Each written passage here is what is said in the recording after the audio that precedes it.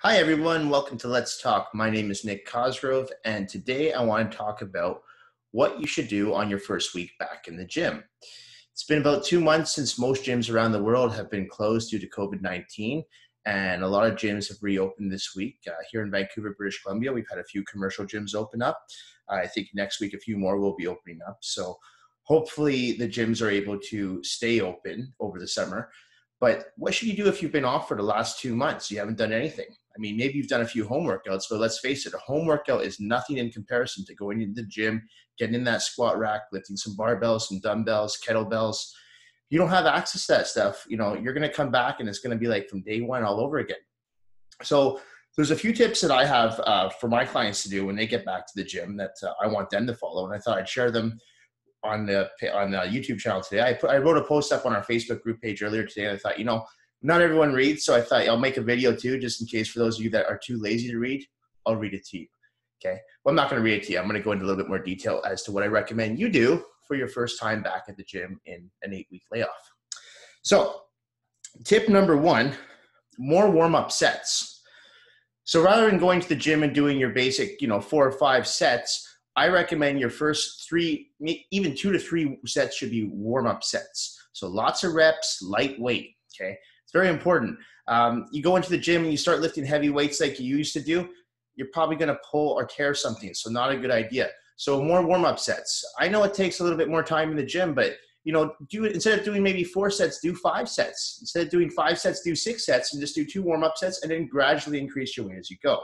So more warm-up sets, make sure your muscles feel nice and loose as you continue along with your training. Tip number 2, taper your weight up each set. So what I mean by this is if you're someone who goes to the gym and you're used to, bench pressing, let's say 30-pound dumbbells for your first warm-up set, then you move to 40 pounds, then you move to 50 pounds, 60 pounds, taper that down a bit first. So go in and maybe instead of warming up with 30s, warm up with 20s. Then, do another warm-up set, maybe 25s. Gradually increase your weight as you go. Don't just go back to your old weights that you used to do, because I promise you, your muscles are not ready for that yet. That's going to be a big shock, not only to your muscles, but also your central nervous system. So gradually increase your weights very, very slowly. Okay. I would do that for the next maybe 2-3 weeks. Don't just jump back in fresh. Tip number 3, avoid going to failure. Now, this is a hard one for a lot of people because I know most people, especially if you're like me, you like to go to failure in the gym. I try to go to failure in almost every set I do. But I haven't been off for 8 weeks. If I was off the gym for 8 weeks, I wouldn't be going to failure on every single set. I'd be going probably at about 80% of the weight I would normally lift on my final set. So, let's say I'm doing a bench press at the end, flat barbell bench press, and it's a weight that I could easily get maybe 12 reps for. I might just stop at 10, okay? So, today's not the day. Just so my muscles have that time to go back to that muscle memory again and remember, okay, this is what bench pressing that weight felt like. See how I feel the next day. Feel okay? Okay, next week, keep in mind, maybe we'll bump that up to 11 reps. Same weight. Okay. Tip number 4, use less weight than before. Okay. Now, I know a lot of people think, well, isn't that the same thing as not going to failure? No. What I mean by using less weight, I recommend when you're doing your sets, focus on using more intensity, more repetitions, but less poundage. Okay.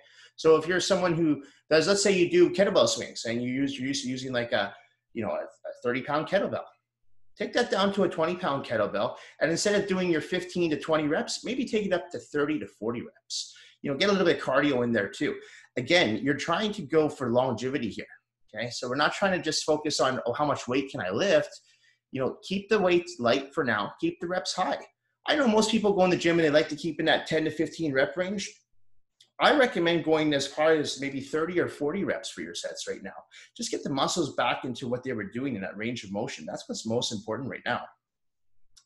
Stretch. I'm guilty of this. I personally don't stretch enough. I'm very honest about that with people. I don't believe in stretching between sets. I think that's actually detrimental. I don't think you should do static stretches in between your sets. Dynamic stretching, sure, of course. But I believe static stretching should be saved for after your workout. So what I would do is say, if you do a 60-minute workout, put aside the last 10, 15 minutes to do some stretching. So important, guys. Your hip flexors are going to be so tight jumping back into that squat rack. The lower back, the spinal erectors, they're going to be tight. Your shoulders, your rhomboids, everything is just going to really feel tight. And, that extra little bit of active release work, some good stretching at the end of your workout, that's going to go so far. So if you only have an hour to be in the gym, I'd say 45 minutes training, the last 15 minutes put towards stretching. And again, it doesn't have to be forever, maybe for the next 2-3 weeks. And then once you establish that more range of motion, the muscles aren't as sore, go back into it, do less stretching. Okay? But again, you should be stretching on a regular basis. But if you're like me, you don't stretch enough, I'd recommend strongly recommend doing this at the end of your workouts, 10-15 minutes every time you go into the gym. Use a wide range of different exercises. So if you're someone who goes to the gym and you only do, let's say it's chest day and you do incline barbell bench press, flat barbell bench press, and flat dumbbell flies, and you call it a day, I would maybe add in more exercises and do less sets. So instead of doing, 5 sets for an exercise, take it down to 4 sets and add in more variation. Do dumbbells, do barbells, but also don't forget to throw in some cable work. Throw in a little bit of machine work as well. Just so you are working your stabilizers, but at the same time, you're saving your joints. In my gym, I don't use machines with my clients. I use cables and free weights. So what I do is I usually do combinations of circuits with kettlebells, dumbbells, barbells, but also make sure to throw in that cable work as well, whether it be tricep rope extensions, lat pull down, seated cable row, just so that to get that little bit of break on their stabilizers. So you're not just doing a full free weight workout.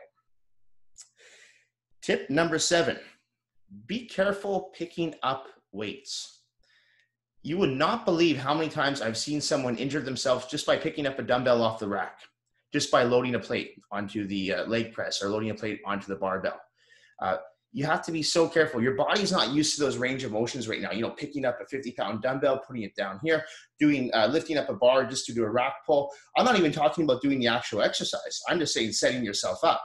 So be very aware that your body has not been doing this for 8 weeks. And those things that used to be so easy to do, grabbing dumbbell off the floor or putting a plate up onto your barbell to do a squat, those things are not going to be so automatic for your body right now. So again, just do this very slow and be very aware of what you're doing. I would treat it like it's your first day back in the gym, and be just very cautious of everything you do. And last thing I want to talk about is cleanliness. I know at my gym, we are being very strict with cleanliness. We're wiping down the dumbbells, wiping down the barbells. I think it's important that everyone in the gym do their part. I've always believed in having a towel on the bench after I train. I think that's just hygienic. Okay, I think that's extremely important. I didn't actually talk about this on the Facebook post, but this is something that we should be doing anyway. When you're done with something, clean it. Okay, period. If you're done a bench, wipe it down. If you don't have a towel with you, at least use cleaning products. Every gym's going to have cleaning products now. So, practice the social distancing to the best of your ability, but really make sure you clean up after yourself. This is the one thing that's bothered me for the past 20 years, people not cleaning up after themselves in the gym. Hopefully, I'm hoping that COVID-19 actually forces people to clean up after themselves more. Guys, most importantly, just be smart, okay?